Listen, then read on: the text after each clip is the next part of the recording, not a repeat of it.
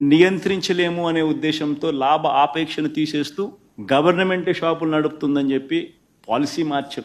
Timings తీసుకొచ్చాం. మొట్టమొదటిసారిగా liquor షాపులు రాత్రి 9 తర్వాతనో రాత్రి 10 తర్వాతనో నడపకూడదు అనే లిక్కర్ షాపు రూల్ తీసుకొచ్చడం. ఇంతకుముందు గతంలో ప్రతి లిక్కర్ షాప్ పక్కన పర్మిట్ రూమ్లో ఉండేటివి. లిక్కర్ షాప్ పక్కనే ఒక పర్మిట్ రూమ్ అని చెప్పి వీళ్ళు నడిపేవాళ్ళు. దాంట్లో 10 మంది కూర్చునేవాళ్ళు, 10-20 మంది కూర్చునేవాళ్ళు, ఎప్పుడు తాగుతూ ఉండేవాళ్ళు. ఆ పక్కన ఆడవాళ్ళు ఎవరైనా పోవాలనుకుంటే కూడా భయపడే పరిస్థితి.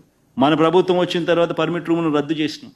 లాభ ఆపేక్ష ఉండకూడదు, ఉంటే బెల్ట్ షాపులు కట్టడి చేయలేము అనే ఉద్దేశంతో ప్రభుత్వమే మద్యం దుకాణాలు మనం నడిపితే చంద్రబాబు నాయుడు గారి హయాంలో 43,000 బెల్ట్ షాపులు నడిచేటివి. లాభ ఆపేక్షతో వాళ్ళు నడుపుతూ ఉన్నారు. మనం వచ్చిన తర్వాత బెల్ట్